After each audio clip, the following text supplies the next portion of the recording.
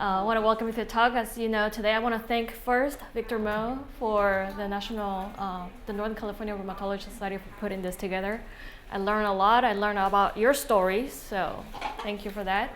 So today I'm just going to cover spondyloarthropathies. Usually when I say that, it feels like a mouthful, so I'm just going to call it spa in this case.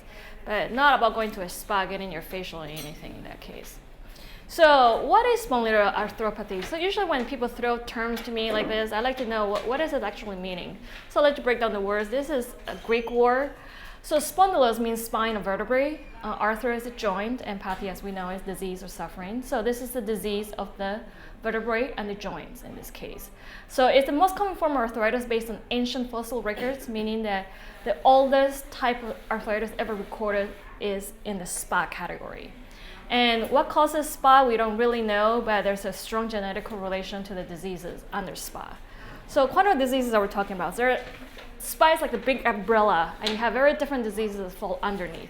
So the ones that you probably see the most are the psoriatic arthritis and Ankylosing spondylitis.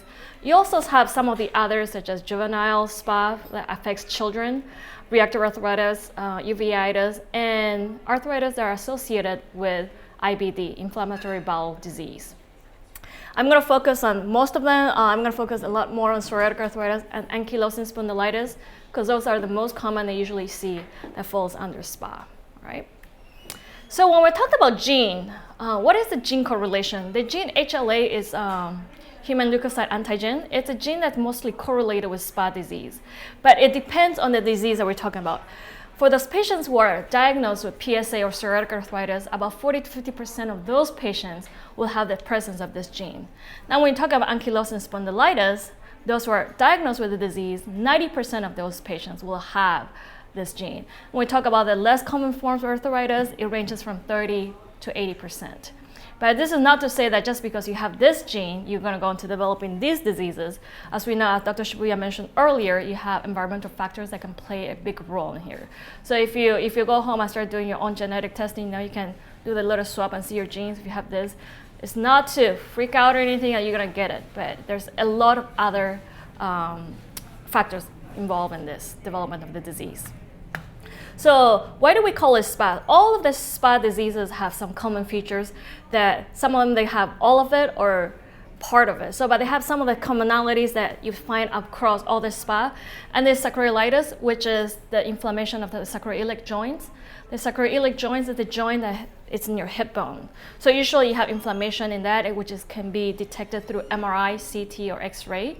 You also usually have inflammatory back pain. The type of inflammatory back pain we're talking about is usually in the young population, less than 40 years old.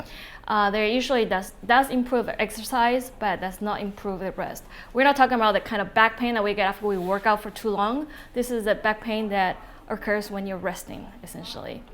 And general arthritis that's been diagnosed by a physician. Enthesitis is the inflammation of the tendons and ligaments that inserts into the bone. So you think about Achilles tendon, that's what an inflammation in the Achilles tendon, that's what's called enthesitis. The other features is inflammation of the eye, uveitis. Dactylitis is inflammation or swelling of your digits, of your fingers and the toes. Usually it comes with some inflammatory bowel syndrome such as Crohn's or UC. And they usually will respond quickly within 24 to 40 hours to NSAIDs. And family history plays a big importance. So if someone comes in and they have parents, immediate family that has family history of SPA, they tend to have greater chance of getting it as well. So the first one we're going to go into is PsA or psoriatic arthritis. Anybody know anybody who has PsA in here or experience or heard about it? So my brother has psoriasis, so this is a very important topic to me because the reason for that is because psoriasis usually precedes the development of PsA. So the first association between psoriasis and psoriatic arthritis was recorded in the 1800s. And psoriatic arthritis is a chronic disease, it's progressive joint destruction, and it can lead to physical limitations. Usually psoriatic arthritis comes about 10 years after your first diagnosis of psoriasis. There's slight correlation that the more severe your psoriasis is, the more likelihood, chance of PsA, of developing PsA. However, you can have mild psoriasis and still go on to developing PsA in this case. So as we Nate talked about earlier, we talked about inflammatory cytokines. I'm not going to go into too much detail. So one of the biggest culprits of this type of inflammation is called TNF, is tumor necrosis factor. It's a key mediator in the development of PSO, psoriasis, or psoriatic arthritis. So what is a cytokine? When we talk about cytokines, I want you to think of a cytokine as the language that the cells use to talk to each other. So you have this TNF, tumor necrosis factor, that usually in the normal sense in your body is used for tumor surveillance. But when you have too much of a good thing, it's not good in this case. So what it does, when you have a production of TNF, what it's doing is telling other cells that, look at your joints. I think something foreign in there, because these cells are used to battle foreign antigens, foreign substances in your body. So what it's doing is it's thinking about your joints as being something outside of your body, thinking it's an alien. So you will tell other cells to produce all the other cytokines, IL-6, IL-8, and what it's telling to do is to destroy this joint, destroy the bone, because it's foreign. That's why you get that bone erosion and destruction of the joints in this case. So some of the high levels of TNF are associated with a lot of the chronic inflammatory disease that we see, such as rheumatoid arthritis, mentioned earlier, PSA, ankylosing spondylitis, and IBD. So these are some of the clinical presentations that you see in a PSA patient. You might not see all of them, but you can see some of them. So usually a DIP is called distal interphalangeal synovitis. That's the joint that's just right below your nail. So if you see, you're going to see the inflammation in this area. So that's distal. You can also see inflammation in the proximal joint, which is essentially the knuckles. You can also see dactylitis. Dactylitis is inflammation of your digits. In this case, this is usually called a sausage digits. And fingernail pitting. Pitting is usually found most common in your PSA patients. This is usually one of the first things that rheumatologists go and see whether you have some nail pitting. It's our early signs of development of PSA. And you can have presence or absence of psoriatic plaques. Psoriasis plaques are raised scales in your skin that looks very silvery. It can be very painful. It can be itchy and very bothersome. And this is enthesitis, which is the inflammation of where the ligament and tendons insert into the bone. So you see in this case, enthesitis, you see it on the right leg. It's like a little big tennis ball in here versus a normal. All right. And if you think about this, it's like, oh, your inflammation, but you have to think about it in terms of how painful this is. When I talk to patients before doing a survey, when you think about dactylitis, sausage digits, and if you have enthesitis, patients, when they have this kind of flare, they're essentially bedridden. You can't even put shoes on when you have dactylitis. You can't walk on it. And just imagine this pain, you can't put a lot of pressure. So it's a very debilitating disease when you have these type of flares that comes with PSA. So this is a closer look of the joint and nail psoriasis involvement in a patient with PSA. You see the inflammation in the distal joint right below the nail. You see the nail psoriasis, which usually makes the nail very brittle. And you see also inflammation in the proximal joint, which is the knuckles. And on top of that, you have psoriasis. So this is something that can often see in the psoriatic arthritis patients. So they're not just battling joint pain, they have all these other comorbidities that are associated with it. I always like to talk about differences between a PSA and rheumatoid arthritis, and the reason I put this up, because I usually get a lot of questions, not just from the patient perspective, but from other practitioners who are not rheumatologists. And they'll ask, well, if something works for rheumatoid arthritis, why doesn't it work for PSA or vice versa? Something that can take for PSA might not work for rheumatoid arthritis. So it's important to understand that even though they are both diseases that affect the joint, the etiologies and the development of these diseases are very different from each other. So when you talk about PSA, psoriatic arthritis symptoms, we're talking about skin lesions, spondylitis, which is affecting the spine because it's part of the SPA. You're talking about dactylitis, sausage digits, enthesitis, and nail disease. When you talk about RA symptoms, you don't see those in an RA patient. Usually you see PANAS, which is inflammation, and you get inflammation of the cornea, of the eyes. You have rheumatoid nodules. They're essentially protrusions under the skin. They look like you have dry fruit under the skin. That's what they call nodules under the skin. Usually have hand and wrist involvement.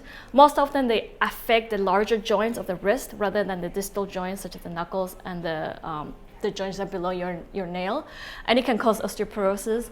And for those who have a long history of rheumatoid arthritis, they can have rheumatoid vasculitis. Everybody know what a rheumatoid vasculitis is? familiar. So it's essentially rheumatoid vasculitis is when it affects your blood vessels, and it leads to a type of blockade in the blood vessels. So the blood circulation, the blood doesn't get to some of the other organs, kind of limits the circulation to the other organs. That's what vasculitis is. So early diagnosis is very critical in PSA, and this is very challenging. And why is it very challenging? Usually when someone develops psoriasis, whether it starts with the mild, moderate, the first physician they'll go see is a general practitioner, right? You go to the primary care physician. They may or may not be aware of the dangers of PSA. It is important to know that 1 out of 2 patients will go on to develop joint destruction. So what do I mean by joint destruction? This is a picture of a normal joint. So you have a little bit of spacing between the bones. You have some of the cartilage. As you have inflammation, you see this spacing is gone. So you have a lot of inflammation, a lot of synovitis going on, a lot of the cytokines attacking your joints. And then eventually in a psoriatic arthritis, you get this what's called a pencil cut. So it's like a pencil point. Essentially, your bone area has been destroyed and eroded away. When you get to this point, this is irreversible. It's destroyed, it's painful, you cannot reverse it back. So it's really important when someone has a PSA or PSO psoriasis to be aware, to talk to not just your primary care practitioners, but also see a dermatologist. And sometimes a lot of dermatology will be able to diagnose this, but if you talk about there are a lot of dermatologists. I'm not saying anything bad about anything, but you have the medical dermatologist and you have the cosmetic dermatologist. So you want to make sure when you have a disease, try to focus more on the medical dermatologist and be able to assess this. And the reason I say that, my brother, he's been diagnosed with psoriasis. He's very well knowledgeable. He's an engineer. And I didn't know he had psoriasis until about 5 years ago. He was experiencing pain. He lives in New Jersey. And I brought him to see Dr. Shibuya. And I told him to send me his patient chart. So he sent me the chart. And I said, "You were diagnosed with psoriasis? What is going on?" I was like, "How come you never told me?" I said, "Why should I tell you?" And I said, "I work in this area." So, and then I said to him, I was like, who have you seen? He said, "I've seen a primary care practitioner." And I said, "So it's been, how long have you had this?" It's like, "Over 10 years. I said, "They asked you about psoriatic arthritis." And he says to me, "What is that again?" So he's never heard about it. So I took him to Dr. Shibuya. Dr. Shibuya did the analysis, trying to do the diagnosis to see if he has it. But luckily he doesn't. But I just talked to Dr. Shibuya. I said, "Have him come back and I'll look at him again," because this is 5 years later. But it's a constant surveillance. You need to be careful. Just because, yes, someone has mild to moderate doesn't mean that they're not going to develop it. So you want to keep a constant guard on this. This is some of the questionnaire that the doctor will ask. This is some of the questions that Dr. Shibuya asked my brother. Do you feel any? So they have the symptoms. Sometimes they feel tired most of the day. Well, I feel tired most of the day, right? We all do. We don't get enough sleep, But usually, as your joint hurt, your back hurts, as your joint becomes swollen. And how does that affect your day-to-day life? Some people with psoriatic arthritis, they don't know it, but they just find out that when they wake up in the morning, they have difficulty putting a tie on. But they just think, "Oh, maybe I'm just tired, or maybe I worked out a little too much." But it's a laundry list of little different things that a physician who understands this will ask and try to assess whether you or your loved ones have this disease or not. All right? Any questions so far? Are you getting sleepy? Any coffee? Yeah, all right. So in terms of psoriatic arthritis, you can have a rheumatologist taking care of it, or you can also have a dermatologist taking care of it. The AAD is the American Association of Dermatology. Their guidelines for treatment of PSA is usually they have, in the dermatology, they'll see psoriasis, and then they'll determine whether you have signs or the presence of psoriatic arthritis. If you do have psoriatic arthritis, they don't even do phototherapy anymore. They just go straight to the DMARDs, which is called the disease-modifying agents, or the biologics. Now, if you only have psoriasis, it's a whole different treatment paradigm. They might start with the phototherapy, depending on how extensive your disease is, and start increasing the type of potency drugs that they would use on the patient. Now, when you talk about treatment guidelines for PSA, this is from GRAPPA, which is a group for Research Association of Rheumatologists and Psoriatic and Dermatologists. So this is a group when you have rheumatologists and dermatologists working together. To them, the way they treat PSA is very different. So when you have symptoms of already joint pain, peripheral arthritis, such as joint pain in the knee or the ankle, they go initiate therapy. They will go into the NSAIDs, the steroids, and go into some, depending on how severely it is, goes to the high potency drugs. Usually when you have skin and nail disease involvement, they always they want to add the topicals and the phototherapy to take care of the skin manifestations. Now, usually when you get to the axial disease, when it involves the spine and you have the dactylitis and fasciitis, they go straight to what's called the big guns in this case, because when you get to the axial disease and dactylitis and fasciitis, it's signs that perhaps something's already happened to your joints. So the quickest way is trying to not reverse it, but to prevent from what's called radiographic progression, which is progressing the disease to a more severe form. And so this is the next one I want to go into is the other type of disease under SPA, which is called ankylosing spondylitis. Anybody familiar, know someone who has this at all? No. So ankylosing spondylitis is the oldest arthritis ever discovered. They found out that some of the pharaohs, based on the mummifications, and they did radiological examinations that Amenhotep, I don't know if you watched The Mummy, he actually has ankylosing spondylitis. I didn't know that, And then some of the other pharaohs that in the history, they've found that they have ankylosing spondylitis. So what is ankylosing AS? So let's look at the words again. Ankylosing spondylitis is also from Greek. Ankylos means fused, spondylus vertebra, and itis inflammation. So it's an inflammation and the fusing of your vertebrae, of your spine in this case. It is chronic, is progressive, and is mediated by the inflammatory cytokines that we showed earlier, such as the TNF. And it results in the fusion of your spine as well as sacroiliac joints, which is the joints in your hip bones. So we're seeing it. So again, the gene HLA-B27 is the highest associated with ankylosing spondylitis. The incidence, it can be underestimated because there are many underreported cases. Usually detecting this, for some reason, it's usually delayed. So if you look at the prevalence of this gene in those patients with ankylosing spondylitis, for those in the white Caucasian populations, those who have ankylosing spondylitis, 90% of those patients will have this gene. If you talk about African Americans, it's not as prevalent, but about 48% of this gene. So you see, when I talked to one of the physicians before, why is that Western European whites has more predominance of this gene? It seems that for those who used to have this gene, it seemed to protect them from the Black Plague. So it was a selection bias at that time. That's why it seems to be predominant. I just thought that was really interesting in the white Caucasian population. So the typical onset of ankylosing spondylitis is between 15 and 35 years. We always think of arthritis as a disease of the elderly. When we're talking about some of the SPAs, such as ankylosing spondylitis, we're talking about the younger generation, younger group of patients in this case. And it is more frequent in men than women, 2 to 3 times more likely for men to have ankylosing spondylitis versus women. So this is the delay in diagnosis. Usually the first symptoms of ankylosing spondylitis happens in the late teens to early 20s, but they're not usually diagnosed until, on average, 8 to 10 years later. And actually I don't want to tell too many stories because people are going to get tired of me, right? But I have a friend who, at the age of 18, I remember him always complaining from hip pain. He couldn't work out. We went to college and high school together. And by the age of 28, he's been seeing a primary care practitioner. He went to see an orthopedic surgeon. At the age of 28, he had a hip replacement because the entire hip joint has been fused.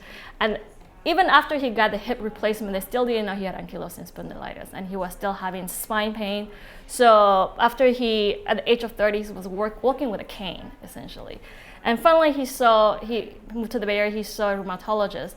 And he said just within 10 minutes of just talking to his physician, the physician just said, I think you have ankylosing spondylitis, period. And it was a diagnosis. They put him on some of the drugs that we have on the market, and his life changed. He's my age, he's 37 right now. He's getting married. His life, he can work out, he's normal. And it's like first time he got on the drug that his life is normal. But there's a huge gap, because the longer it takes for the physician to diagnose the disease, you cannot treat this patient, and the more progressive the disease will be. And this is the early onset, just to give you a comparison between RA. I also say a lot of the arthritis, we think of the disease of the elderly. So usually the onset of RA is in the 50s, mid-50s, and the onset of ankylosing spondylitis is usually, the severity hits around in the early 30s, all right? And this is what happens when you don't treat ankylosing spondylitis. This is the deformity of the spine. This is a picture of a patient, and thanks to Dr. Shibuya for this picture, is over 36 years of no treatment. The spine, once they get fused together, it can tend to get this bent over shape because it tends to shorten. There's less flexibility, and over time you get this kind of like crippled look, and you can't walk. And how does it look like in a radiograph? So in a cartoon, this is the look of a normal spine. You have the vertebrae, the bones, and you have the ligaments here, which connects the bones. You don't have anything, so this is a normal spine. When you have early ankylosing spondylitis, you start having this inflammation in the ligaments that connects the vertebrae. And as you get to more advanced, what has happened is they start forming bone structures that's connecting this vertebrae. So as you see, you see this growth in here. So how does it look like in an X-ray? So if you look at the frontal look of this X-ray, in a normal spine, you see the vertebrae, and in terms of the ligament, the way it shows in the X-ray is empty, right? It's like a space. But when you have ankylosing, you see this growth on the side. It's fusion in the spine, and you can see it even clearly on the side profile. The ligaments are empty. This is a normal vertebrae. You have the bones, ligaments, which shows as empty, and when you have the ankylosing fusion, you see this growth, and this is what they call the bamboo spine, because it looks like a bamboo. So usually you want to try to avoid getting to this stage as much as you can. How about when it affects the sacroiliac joints? I'm just going to show you completely. This is what happened to my friend. So usually in the sacroiliac joints, the joints of the hip bones, you have also this space between this hip and the sacrum. So when it gets inflamed, you have inflammation happening in this, and start eroding some of the areas, and over time it becomes fused. So when my friend, he had to do a hip replacement because he got to this part. And this is what it looks like in a CT. So more of a normal, slight inflammation on this side, but this is in lateral inflammation. And you see this area, it's very different from here. It's becoming inflamed. So that's what you're seeing.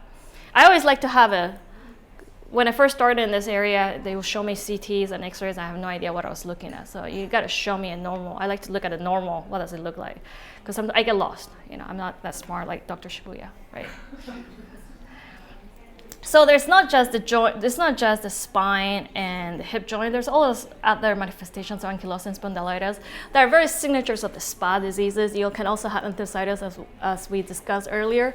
You can have peripheral arthritis, arthritis of the weight-bearing joints in the knees and ankles, and also you can have dactylitis or sausage digits, which is more rare in ankylosing spondylitis. And you can also have manifestations of eye, uveitis, iritis. So usually there's about a third of the patients with ankylosing spondylitis will go on to have this, but it can be easily treated with some eye drop steroids, and some of the biologics that are in the market can, when you use in conjunction, it can treat and help with the eye as well.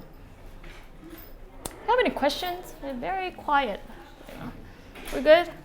So how about management for the patient? So in terms of ankylosing spondylitis, you have very different ways to manage. You can manage from the patient perspective. What can you do to help yourself, as a patient? So there's really not definitely prescription for ankylosing spondylitis. It's very, very multidisciplinary. It requires a lot of patient education. You can access a lot of the patient groups. One of the things that exercise is really important. It does seem to help with some of the inflammatory back pain and the pain that's associated with ankylosing spondylitis. But the type of exercise we're talking about swimming, we're talking about more of like the Tai Chi,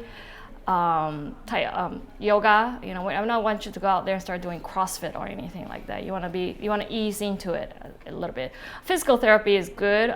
Smoking, try to avoid smoking, heavy drinking. Smoking is a huge trigger for not just ankylosing spondylitis. We're talking about psoriasis, rheumatoid arthritis. There are studies that show, increased smoking and heavy smoking and drinking tends to trigger something in your body. It's like a stress in your body that leads to this cytokine inflammation and just turns your body into, this kind of whacked it out, essentially, in this case.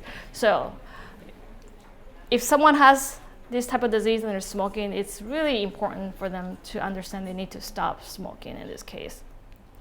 How about the medication? When you get to the point, what can you do in the medication from your physician perspective is you can do physical therapy.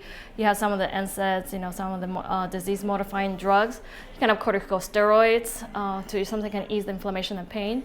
And finally, you have some of the big guns for a lot of the more severe disease that can go into the biologics, especially the anti-TNF therapies in this case. And this is why we try to avoid surgery, right? You don't want to get to that point where you don't control it early enough, and the only solution for you is to get surgery, just like my friend. So it's always good to try to do anything you can to avoid getting to this point. And then now we're going to go look at the less common type of spondyloarthropathies. Reactive arthritis. So reactive arthritis is less common, but it does happen after an infection that happened. And actually, I don't know if you know, but Christopher Columbus died of reactive arthritis. So in his first voyage home from the New World to Spain, he had an enteric infection, like food poisoning or something on his voyage bag. And they didn't know what it was. They thought it was gout at the beginning because he had this inflammation. But his diet did not, when they look at the history, his diet really wasn't conducive of developing gout. He was a very modest guy, he ate modestly. And what they were finding out is that he had an infection. They didn't know how to treat it. So 10 years later, essentially his condition got aggravated more and more. And he died crippled. And he died with bleeding from the eye because of the eye manifestations. So, and usually, it's after some infection, can be enteric or urogenital, and it affects mainly the weight-bearing joints, the knees and the ankles. And you can have also enthesitis from your Achilles heel tendons. Dactylitis is typical. Again, we see enthesitis, dactylitis as fall under the SPA type of diseases, and associated with oral ulcers and skin lesions as well. And what kind of bacterial infections are we talking about can trigger reactive arthritis? So we're talking about some of the gastroinfections such as Shigella, Salmonella. Instead of urogenital infections, more of the sexually transmitted disease, the chlamydia.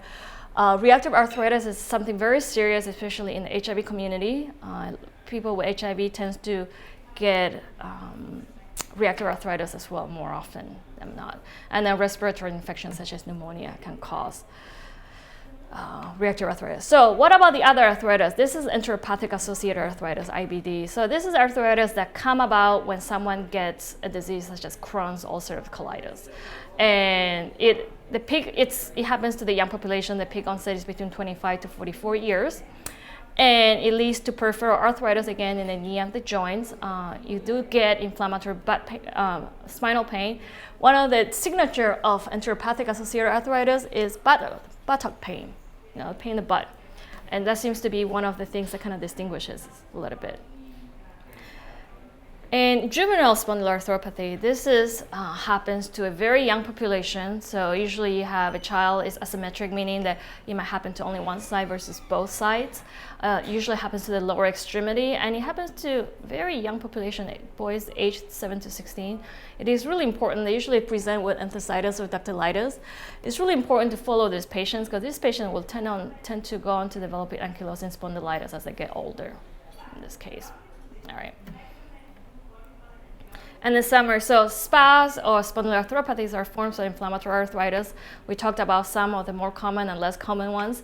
And the manifestation mainly is on the spine and some of the peripheral joints. It's closely associated to the HLA-B27 gene. But again, just because you have this gene doesn't mean you're going to go into developing some of the SPA. Genetics is really crucial. So usually physicians will ask you for a family history. Do you have anybody in your family that have had any type, ankylosing and psoriatic arthritis of the source, even psoriasis and Crohn's disease. Exercise is very important, and treatment options based on severity and stage of the disease. And this is a conversation you need to have with your rheumatologist. And it's just like I mentioned, a lot of this disease, especially psoriatic arthritis, you need to work with. If you're going to primary care physician, you really need to go see a specialist. I'm not saying anything bad about primary care physicians. That's from my own personal experience in my family. It wasn't great. So you really need to see a specialist to detect this. And I'm going to ask you to read all that and recite it back to me. I got this from Dr. Shibuya. So the arthritis I just talked about is just few of the general types of diseases that rheumatology sees. So when you go to a rheumatologist, don't expect to, it might take, a few visits to nail down to your disease, because what we talked about is a very minuscule type of the amount of disease that they have to look in general, right? First, when I looked at this, I was like, what is he trying to tell me with this slide? And I was like, oh. And to be honest, I couldn't even tell you what the other diseases are, but this is their, right, Dr. Elias? How do you, she's laughing. She's like, oh man, what the heck? Right. So they have a tough job, I have to say, so. And then other places you can go to help yourself is the Arthritis Foundation. They have a website that you can go to. They also have monthly magazine, or I think it's quarterly magazines. Oh, it's the brochures back there. Pick it up. They have... Ankylosing spondylitis, psoriatic arthritis. Yes. And they can provide you very unbiased look at the drugs. I know we work from pharmaceutical companies. We're the evil empire. But we always give the non-biased look, but try to get that. They can give you some of the how to manage your pain, holistically, or through giving an overview of the drugs that are out there. They can be prescribed to you. And this is the website. And there's a Bone and Joint Expo. I don't know if you know it. It's on November 15th in Berkeley. So I believe they're going to have programs similar to this. And I think Dr. Shibuya talked about some of the management courses, life improvement series. And these are some of the resources you can go, Arthritis Foundation, to look at some of the different arthritis. National Psoriasis Foundation is a great place for you to look for the PSA information, psoriatic arthritis.